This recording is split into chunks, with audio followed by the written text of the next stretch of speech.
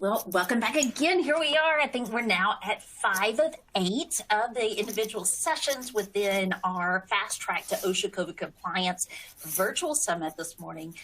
For those that may be new or just joining us, my name is Holly Foxworth. I'm a registered nurse. I am the webinar host, and then I'm also the marketing manager for content here at Axiom Medical. We, of course, are thrilled to death to have you and excited to be able to bring you such a dynamic day of a wide range of topics, and also some of the industry experts that have been able to provide some really good tips and insight into what's quickly on the horizon, specific to the OSHA mandates that are quickly approaching. So to this point, I think that we completed the other 4. We started out with a keynote address with the Assistant Secretary of Labor with OSHA. That was Dr. David Michaels. We then went to the HR and legal implications with Chief Legal and HR Officer Chuck Cable. Next, we visited the ESG, and that was from our Axiom President and CEO, Mark Robinson. We just wrapped up the preparing for unannounced OSHA inspections, and that was HSE Area Manager Connor Trotter. And now we have arrived at the data cycle security and management, and that's going to be with Linda White. So before we get started, before I turn it over to Linda, just a reminder again, if you are to encounter any type of technical issue, you're welcome to use one of the boxes that has like a question mark. It should be at the bottom of your screen.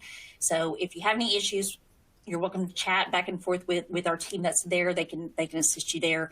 We do have a change that's from our kind of a stray from our norm with the webinars that we usually do.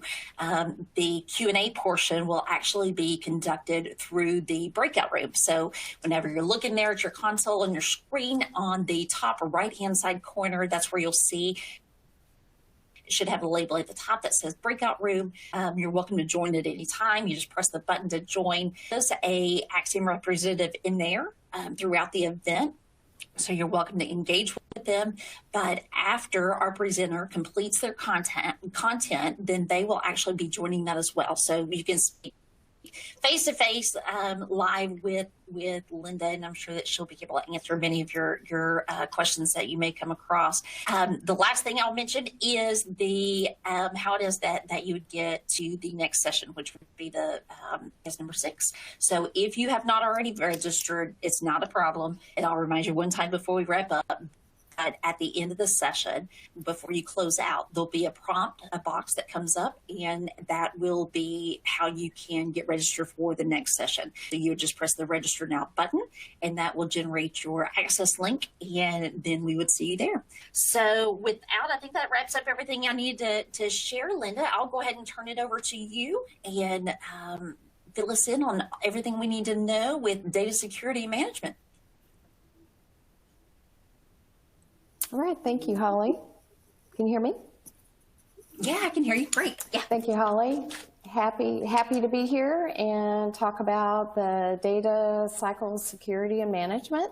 I have been at Axiom now for almost 1.5 years and have been involved in IT or security for over 25 years, a broad range of experiences with different companies. I love it because it's just ever-changing, not to mention OSHA.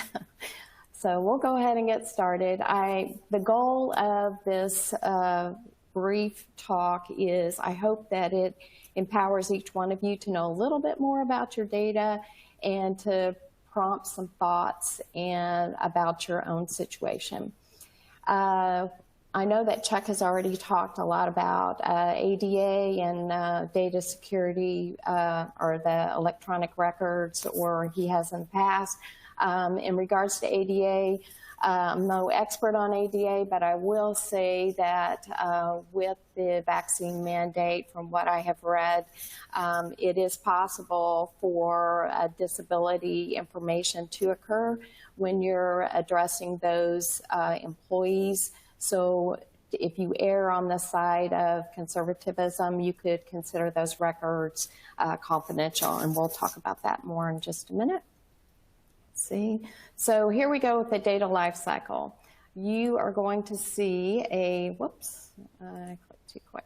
The data lifecycle diagram here. There are multiple versions of this. This is the one that I think makes the most sense on a basic level. So we're going to talk about each stage and just go through the entire cycle. And first of all, let me talk about, regardless of any kind of regulatory requirements or whatever state that you're in, it's very important for everyone and every entity to understand their data, what they have, where it is, how it's used, and where it's located. So we'll just go ahead and start. So the first step is, or the first stage is create or acquire. You need to understand if you are creating new data or are you acquiring data from a third party or from some external resources. Know where your data is coming from, how it's being used, why you are collecting that data. Once you know what data you have, go to the next stage, which is store and secure. You need to have a good understanding of where your data is being stored and how it's being secured. So most likely today it's being stored somewhere in some type of cloud environment, or it may be a hybrid cloud environment. You need to understand every single location where your data is being stored, and that includes primary, secondary, and backup instances of that data. Next, you need to know how is it being secured, what type of encryption technologies are being used to store the data, what about the encryption keys, etc. Once you go from phase 2, you go over to the use or process and share. So now you know you have your data, you know where it's being stored. Now, how is it being used and who is it being shared with, or is it being shared? Not just with an individual, but with other systems. Where is all that data going in between different systems? You want to be sure it's used in the manner that it's supposed to be used in. Then we go to the next stage, which is the archive stage. You need to understand if your data needs to be archived for legal purposes for a certain amount of time. If it does need to be archived prior to disposal, what are the requirements for that, and where do those locations exist? Then the last stage is pretty self-explanatory, disposal. When you dispose of your data, or it's time to dispose of that data, is it being disposed in all instances? Because remember, our digital footprint is large these days. We're undergoing a data transformation, and it's exploding exponentially. So need to be sure it is disposed of. How can you be sure it's disposed? What type of assurance will you get from your cloud provider or from your service provider that it really has been disposed? Be sure that you have all your appropriate legal agreements or any other type of agreement in place as you see fit for your organization. So that's pretty much the data cycle. We'll go to the next one, which is record keeping best practices, which I'm going to go back to the data life cycle. You need to understand all those aspects of your data in order to keep your record keeping sound. And I'm going to move on to the next one. SOC 2 compliance. As many of you know, SOC 2 has been around for a while. It's changed over the past decade or 2 decades, actually. And so what it means is, in regards to the new gold standard, Axiom now has achieved a SOC 2 attestation from a third-party auditor that will be available later this month or early next month. And so let's talk about what SOC 2 means. SOC 2 is something that you would want to see from any type of service provider that you have. What it means is that service provider has achieved assurance with specific trust principles. There are 5 trust principles. Axiom Medical has achieved compliance with the 2 trust principles of security and confidentiality. So we're very excited about this. This will assure that to our customers that we take security very seriously, and we have processes and procedures in place that are enforced so that we can scale this up and grow in this effort. And I went through this very, very quickly. I could have said a lot more. So just keep in mind, just know your data. It's very overwhelming and very difficult sometimes to know where your data is, how it's being used, how it's being aggregated, anonymized, so forth and so on. So I'm happy to address any questions in the break room. And thank you. I love it. Thank you, Linda. Excellent job. Obviously, you always have so much great information, especially when it comes to all things IT security. I know that's something that always weighs on all of our minds consistently, and it's dominated a lot of headlines lately. So I value you, and your profession is so admirable, and we appreciate the insight that you were able to share with us on this.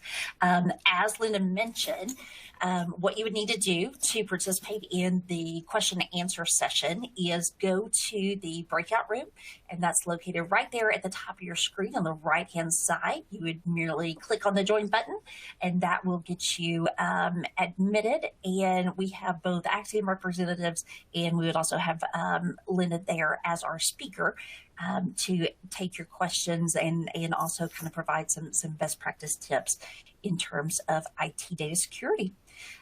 So I will mention one more time that if you have not already registered for the next session that's coming up, and that is going to be with the dynamic duo, Chief Medical Officer, Dr. Scott Cherry, and Chief Marketing Officer, Dara Wheeler. They're going to talk through total worker health in the new modern world. I don't want to give too much away, but I will say that this has kind of been a big year for employers, for health and the way that we manage things. I think that we found ourselves in somewhat of a compromising positions in what we thought as employers we should be monitoring for employee health versus what we needed to be looking at, especially during a pandemic. So they have some great information. You don't want to miss their individual session. So if you haven't already registered, wait till the end. Once that comes up, you'll just press that button. It'll get you the link, and we will see you there. So thank you again, and see you in a few.